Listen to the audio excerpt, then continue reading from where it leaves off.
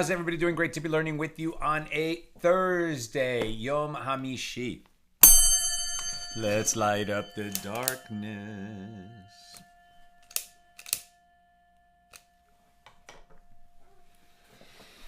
Who's in the house? On a Thursday, Yehud in South Carolina, Nancy, North Carolina, Paul in the great Northwest, Renee in Indiana, bracing for a snowstorm, and may everybody be safe and warm. Melissa in Great Neck, Lorraine in Texas, Joe in the Inland Empire, Guy in Ohio, Shandora in the Bronx, Lucy in Minnesota. And Yehud, it says, even we in South Carolina are getting ready for the winter storm. Moishi in Brooklyn, Chaim in Florida, Lester in Florida, Frank in San Pedro, Ellen, Southern California, and Lynn in Canada. Welcome, everybody. And Bell in Texas says they're bracing for the bad weather. May everybody be safe. Safe. Okay, our daf today is page 12, which you got a head start on yesterday. Page 12 here in a tractate, Menachot, the 30th volume of the Talmud. And today, with God's help, we'll complete chapter 1.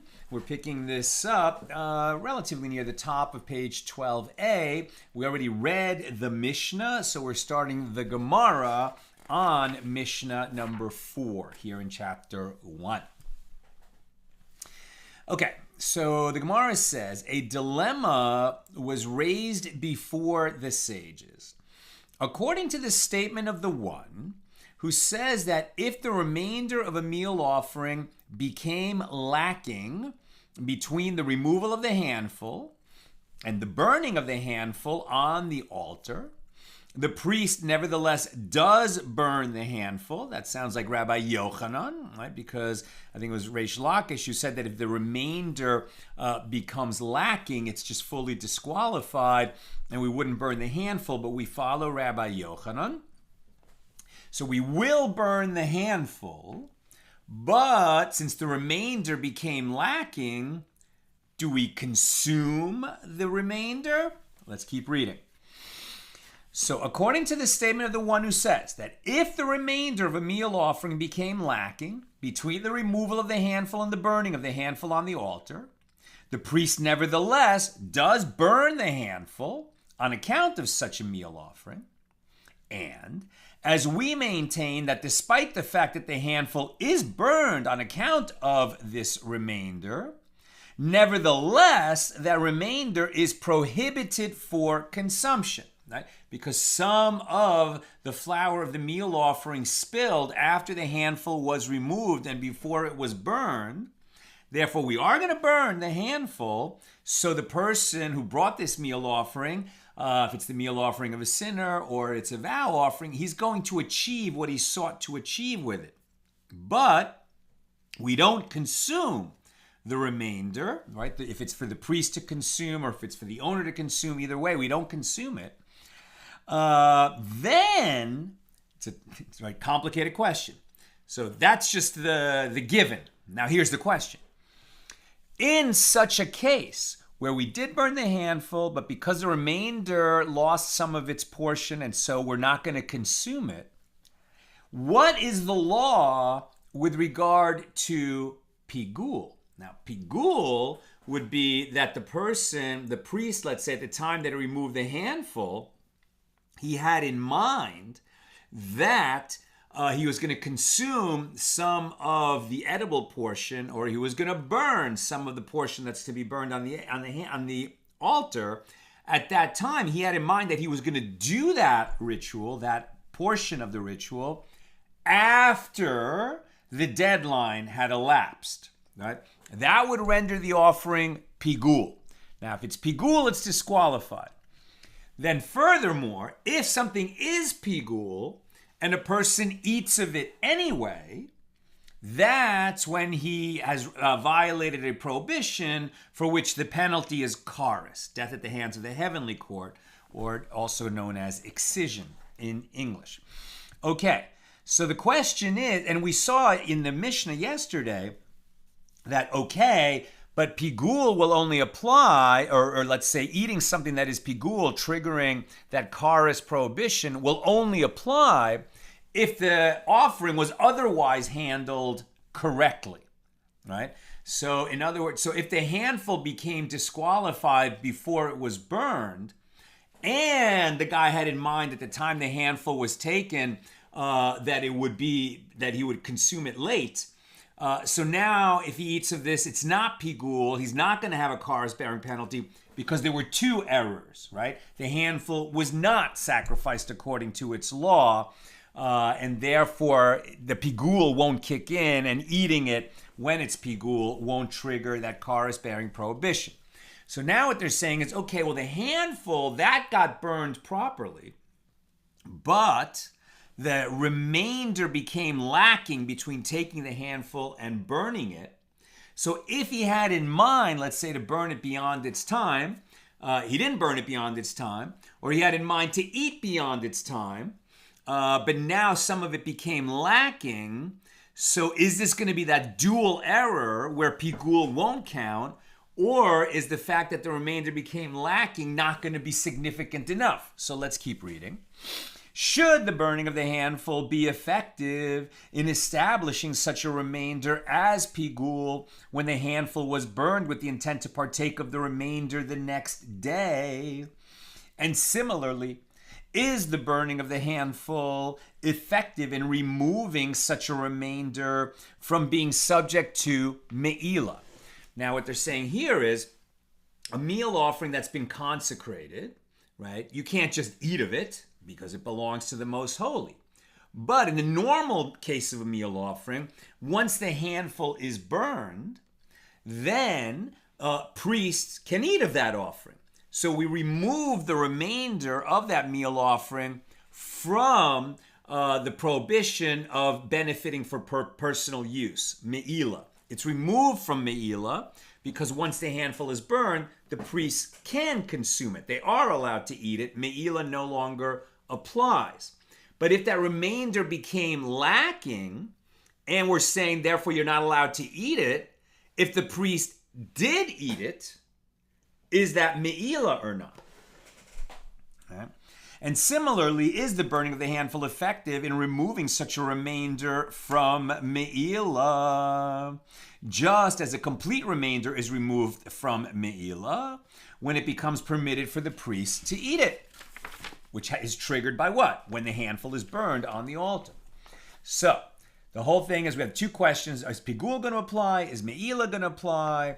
when the remainder of the flour of the meal offering lost some of it, right? It became lacking in between removing the handful and burning the handful on the altar. Rav Huna said, even according to the opinion of Rabbi Akiva, does Rabbi Akiva talk about meal offerings? Rabbi Akiva is now going to be talking about an animal offering.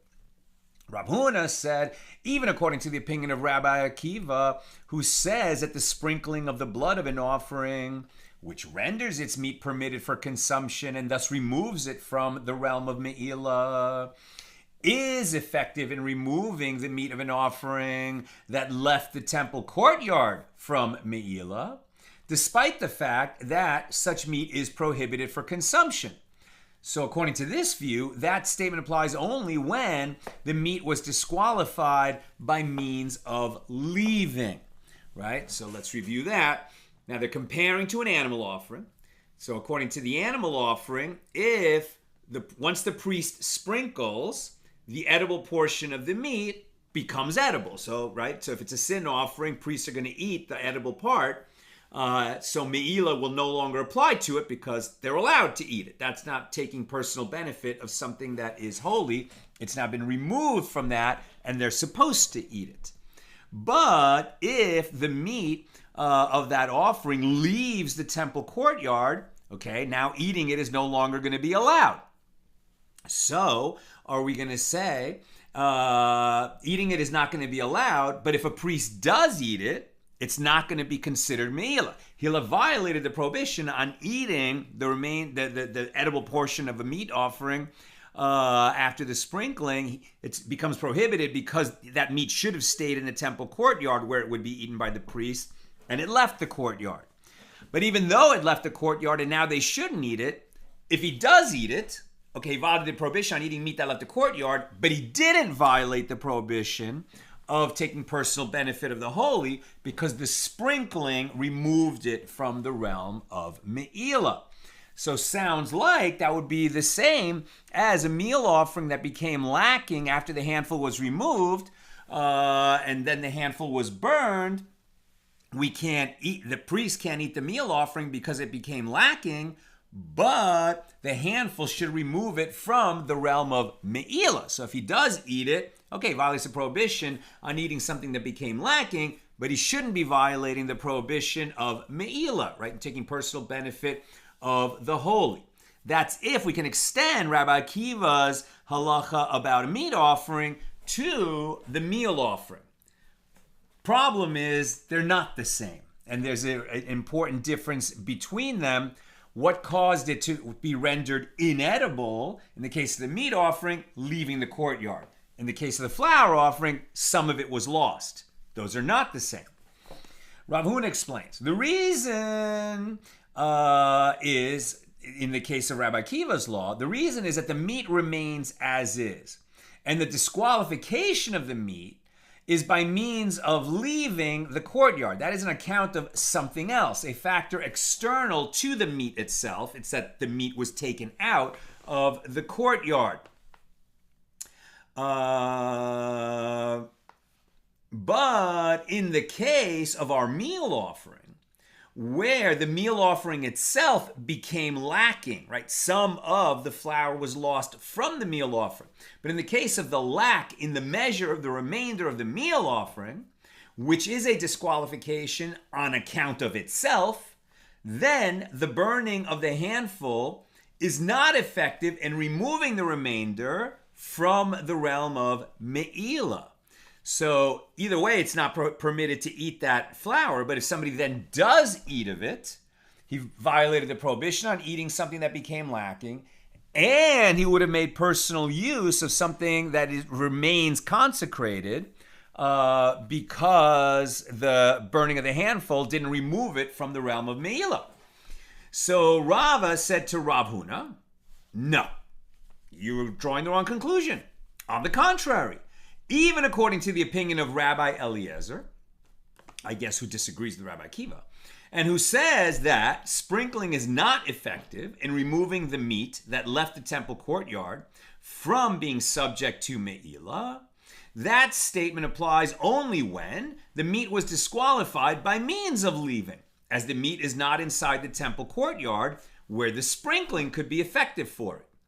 But with regard to a lack in the measure of the remainder of a meal offering that is inside the temple courtyard, the burning of the handful is effective in removing the remainder from being subject to me'ilah, as well as establishing it as pigul, which presumably that means if then someone ate of it beyond the deadline, that would kick in the kares bearing penalty. Now, this is a very complicated set of laws dependent one on the other, and drawing the analogy from the meal offering to the animal offering.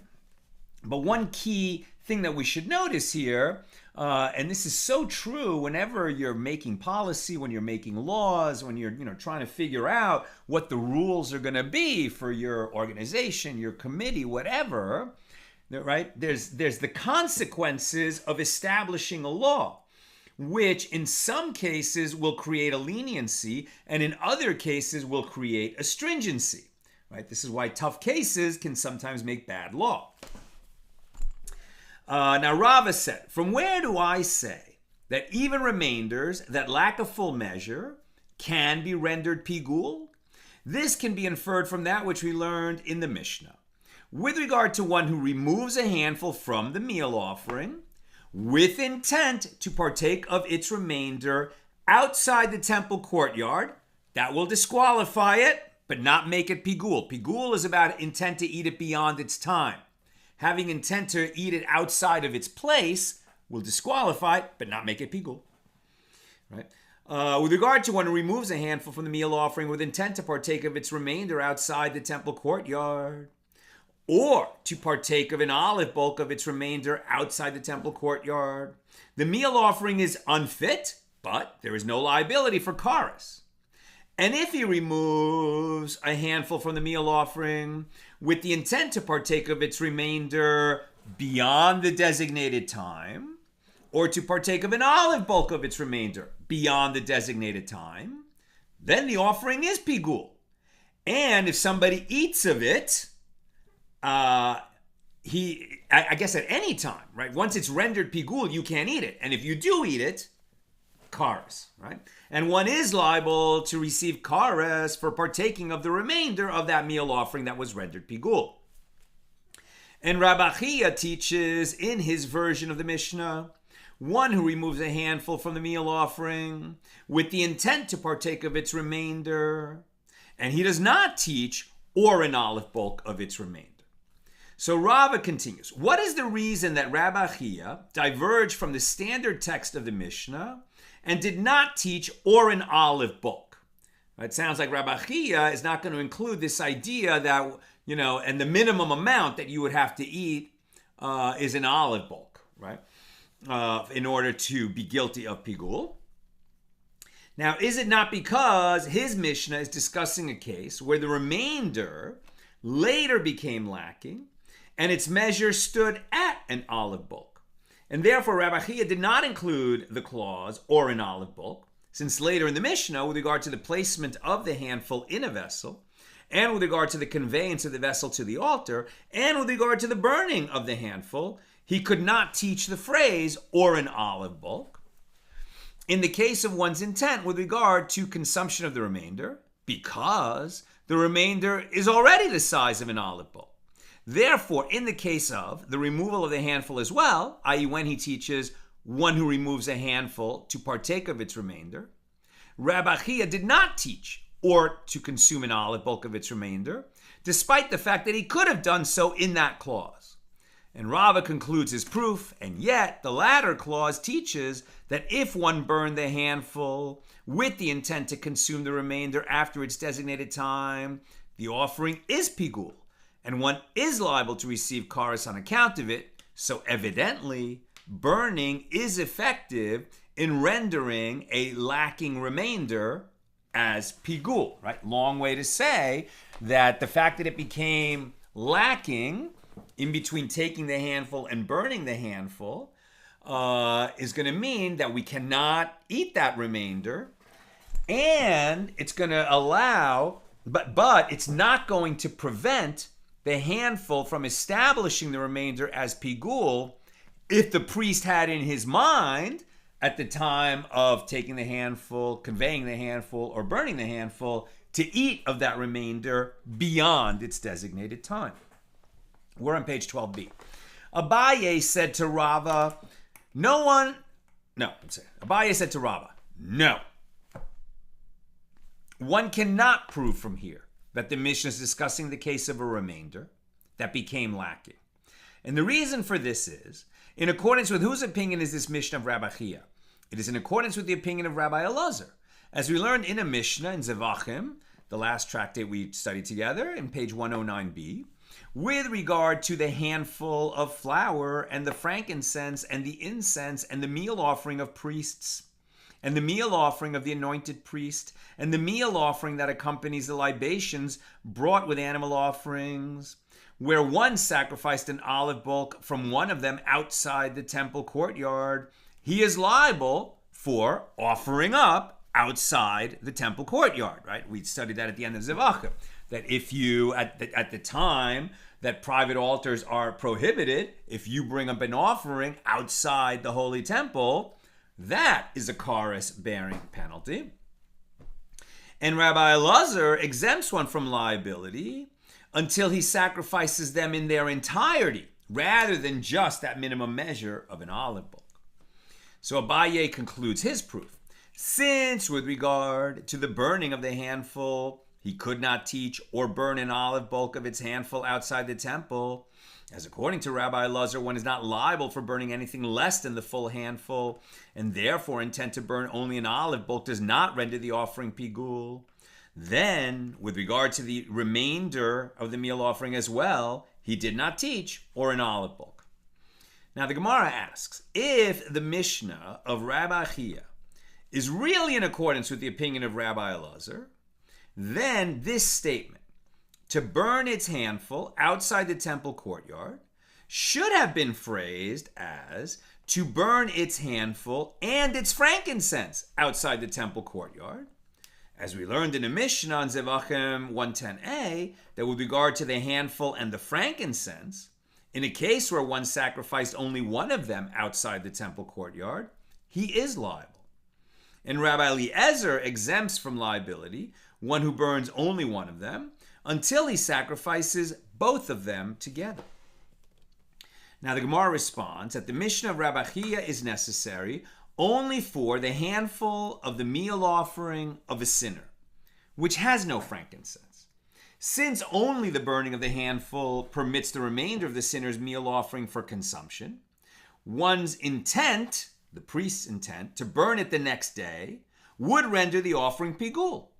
And with regard to this meal offering, one is not liable for burning anything less than the full handful, according to Rabbi Elazar, and that's why he doesn't teach or an olive bulk. And the Gemara asks, whoa.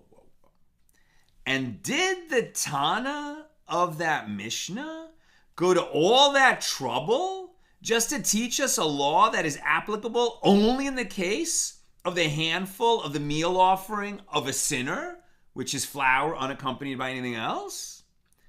And the Gemara responds, yes, he did.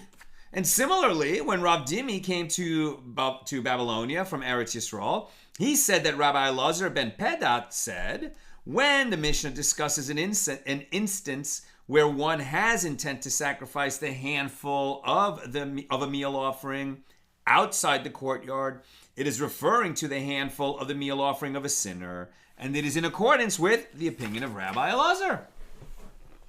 So Rava then said, that which I said, that the burning of the handful with the intent to consume the remainder the next day is effective in rendering even a remainder that became lacking in measure as pigul, and to remove it from being subject to me'ilah is nothing. Right? That which I said about what I just ruled is nothing.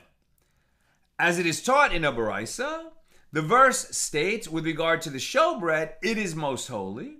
And the restrictive term it teaches that the shewbread must remain whole, so that if one of the loaves of the shewbread broke and consequently became lacking in measure, then all of its loaves are disqualified.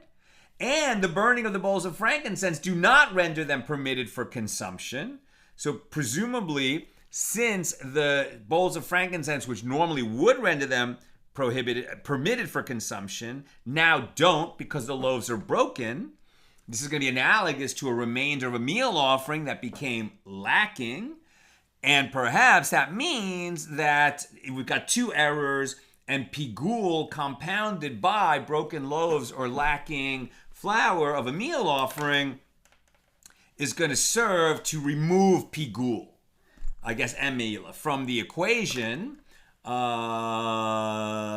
therefore one would not get kares if he ate of that offering. Let's see.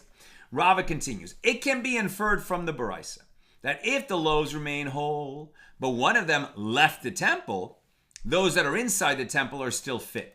And whom have you heard who says the sprinkling of the blood is effective in rendering pigul an item that left the temple? That's Rabbi Akiva.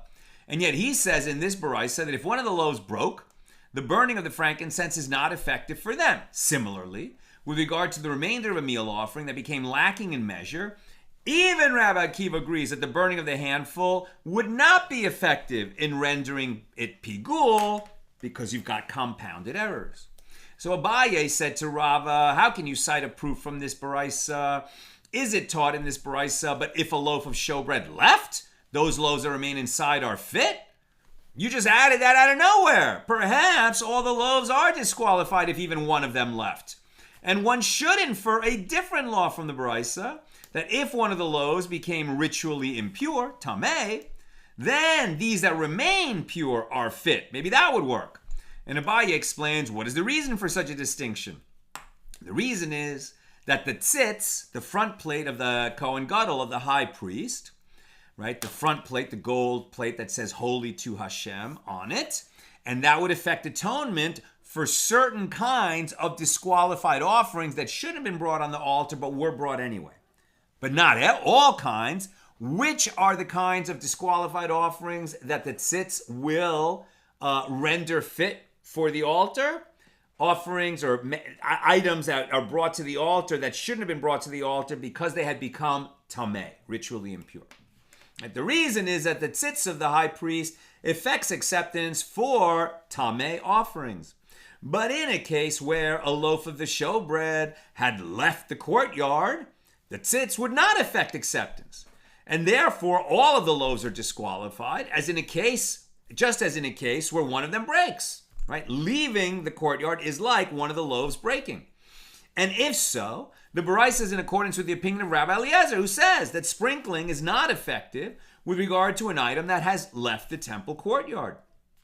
And Abaye continues, and by right, the Baraisa should have also taught that if one of the loaves of the shewbread had left the courtyard, all the loaves are disqualified. And as for the fact that it teaches the law specifically with regard to a loaf that broke, this is what the Baraisa teaches us, that even if the loaf broke, in which case the loaf is still inside the temple, burning is not effective with regard to it. But according to Rabbi Akiva, who says that sprinkling is effective with regard to an item that left the temple, even in the case of an item lacking a measure, burning is effective with regard to it. Now, this is one of these cases where we never made it back to the question that we were asking, right? The meal offering that became lacking after the handful was removed and before it was burned, if the priest had in mind to consume of it after its time, which would render it pigul, right? But on top of the pigul problem, there was the fact that it became lacking. So when the handful is burned, is pigul going to work if somebody, then eats of it? Is going to get subject to kares? Or will it, still be in the realm of me'ila? Or will burning the handful take it out of the realm of me'ila? We don't know. We sort of went over to animal offerings to see if we could learn out the law from there, and we never really made it back to our question, and the Gemara just stops there. We're moving on to Mishna 5 of chapter 1. Mishna 5. But you'll see it's still related to this, so we might make it back. Let's see. Mishna 5. If one's intent was to partake of half an olive bulk of the remainder of a meal offering, and to burn half an olive bulk of it, not at the appropriate time or not in the appropriate area, the offering is fit, because eating and burning do not join together, right? This is so hypothetical. I don't see how a priest could possibly formulate such an intent. This is just testing our understanding of the law, right? So if the priest was planning to eat some of that remainder of that offering after the deadline had passed, and he had that plan at the time that he's taking the handful or burning the handful, that would render it pigul. And now the remainder cannot be eaten. And if someone does eat it, it's kares because he ate something that was pigul. But now what they're saying is, okay, his intent is beyond its time or outside of its place. However, he was thinking about minimum measure, less than the minimum measure. He was only going to eat half an olive bulk beyond its time. Okay, that would not make it pigul because his intent only refers to something less than the minimum measure. Now, the minimum measure is an olive bulk, and he had a second intent going on in his head, right? That he's going to eat half an olive bulk and he's going to burn half an olive bulk, right? So the burning refers to the handful, and the eating refers to the part that's edible from the remainder.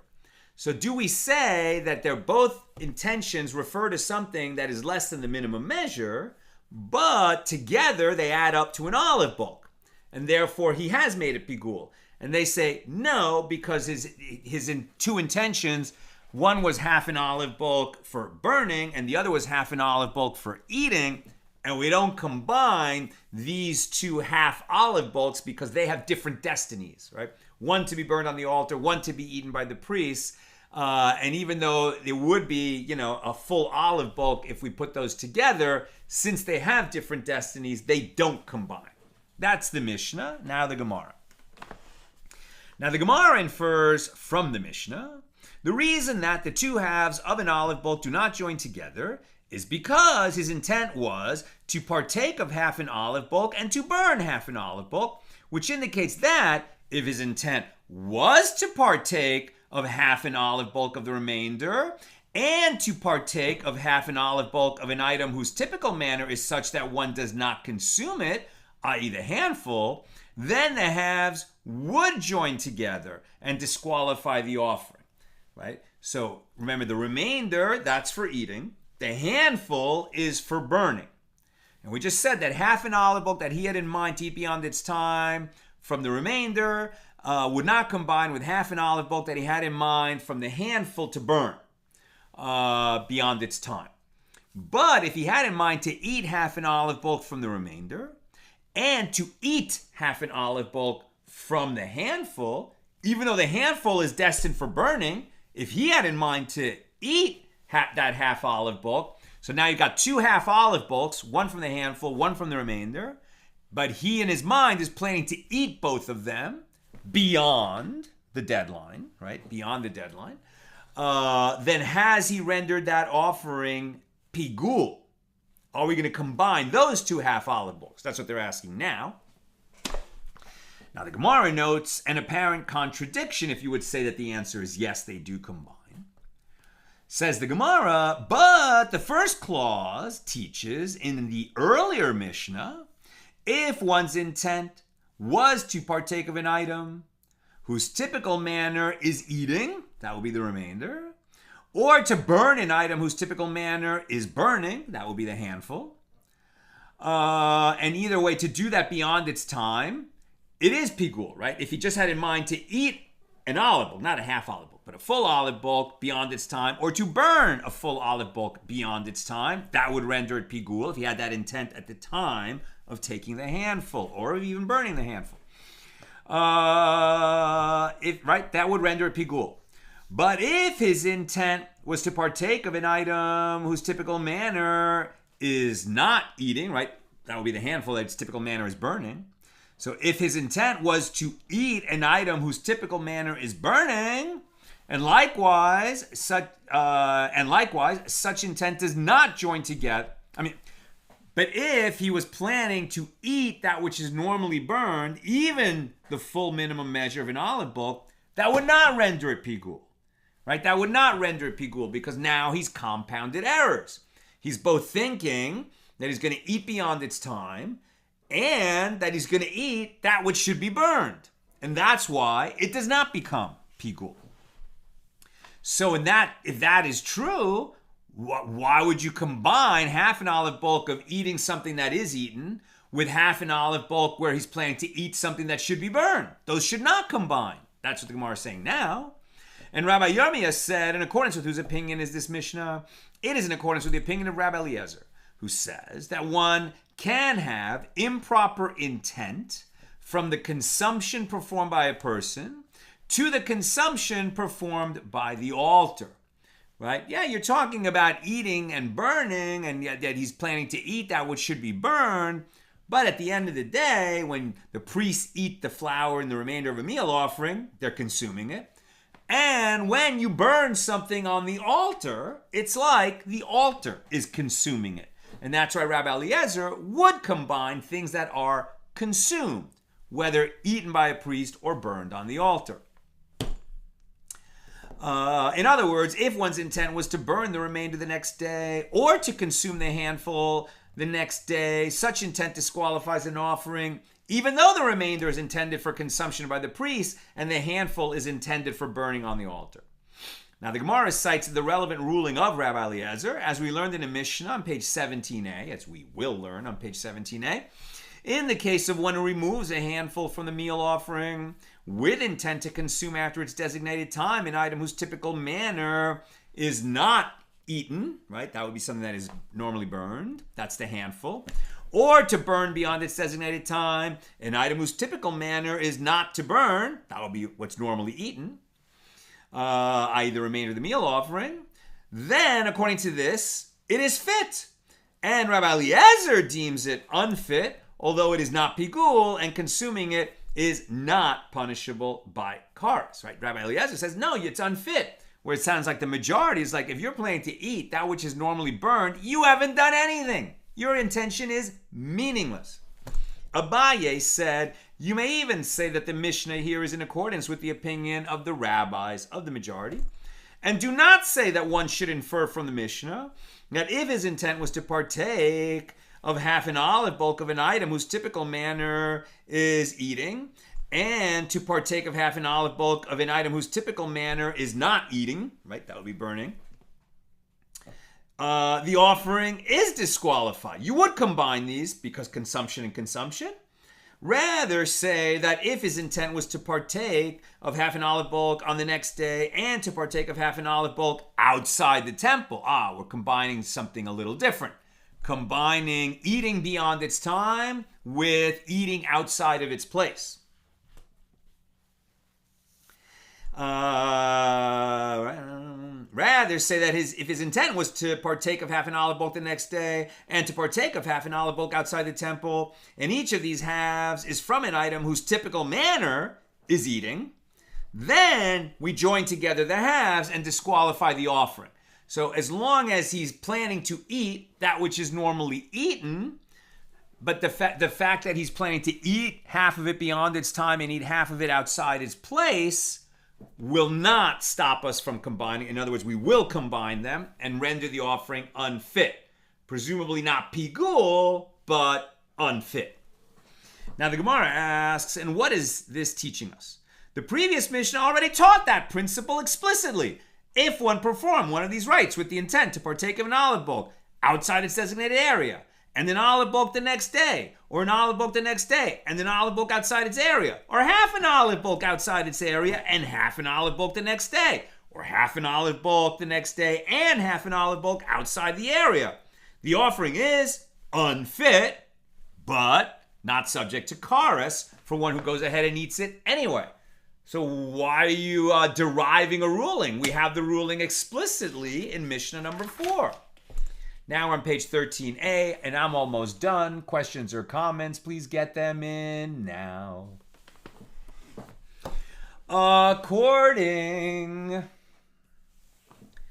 to Abaye, why do I also need this Mishnah here? If you will suggest that this Mishnah is necessary, as one can infer from it that if one intended to partake of half an olive bulk the next day and then intended to partake of another half an olive bulk the next day, both from an item whose typical manner is eating, then the Mishnah teaches us that they join together.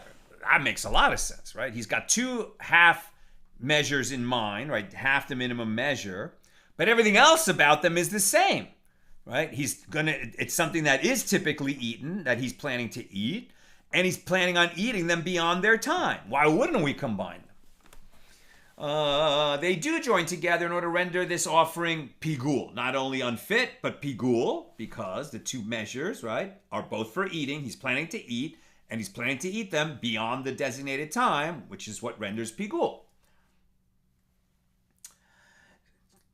You might have thought this, but this suggestion can be rejected. But you already learned the law in this case from the first clause of the latter clause of the previous Mishnah, as it teaches half an olive bulk outside and half an olive bulk the next day. The offering is unfit. From this, one can infer from this that if his intent was to consume half an olive bulk the next day and half an olive bulk the next day, it is pigul, meaning that is the law. It is rendering it pigul, but we already got it from Mishnah number 4. We don't need it from Mishnah 5. So what is Mishnah 5 here to teach us? If you suggest that the Mishnah is necessary for a case where one intended to consume and to burn, i.e. that the Mishnah teaches us the matter itself, that intent to consume does not join together with intent to burn, this also cannot be. The reason is that from the inference of the first clause of the Mishnah, you can already learn the law in this case, as it teaches, if one intended to partake of an item whose typical manner is such that one eats and the offering is pigul. This indicates that if his intent was to consume an item whose typical manner is such that one does not eat it, i.e. burn, the offering would not be rendered pigul. Now the Gemara explains how the law that intent to consume and burn do not combine can be inferred from the Mishnah. So now consider, if when one intended to partake of an item whose typical manner is eating and to partake of an item whose typical manner is not eating, right, i.e. burning, and you say that his intentions do not join together, because we don't join together, right, an intent to eat beyond its time, half burn, half eat, then despite the fact that both of his intentions are referring to consumption, right, by a person or by the altar, according to Rabbi Eliezer, is it necessary for the Mishnah to teach that the intentions to consume and to burn do not join together? And the Gemara responds, yes, although the Mishnah teaches the law of a case where one intended to consume an item that is typically not consumed, it was necessary for the Mishnah to teach the law of a case where one intended to eat and to burn. As it might enter your mind to say that there, where one's intentions referred solely to consumption, the law is that his intentions do not join together as he intended to act not in accordance with the typical manner, since he intended to consume that which is not meant to be consumed. So the Gemara says, but here, where his intent was to consume half an olive bulk and to burn half an olive bulk, where with regard to this half he intends in accordance with its typical manner, and with regard to that half he intends in accordance with its typical manner, one might say that they should join together, right? If he's intending to eat half beyond its time and to burn half beyond its time, where the part that he's intending to eat beyond its time is what's normally eaten, and the part that he's intending to burn beyond its time is what's normally burned. So then, since he's doing both according to their normal way, maybe we should combine them. Therefore, the Mishnah teaches us that such intentions do not join together. And the Mishnah can be explained even in accordance with the opinion of the rabbis. And with that, we conclude chapter 1. And we'll pick it up with chapter 2 tomorrow. I am not seeing questions or comments. So that's all I've got for today. And with God's help, see you tomorrow, Friday, at the regular Friday time, noon Pacific. Have a good night.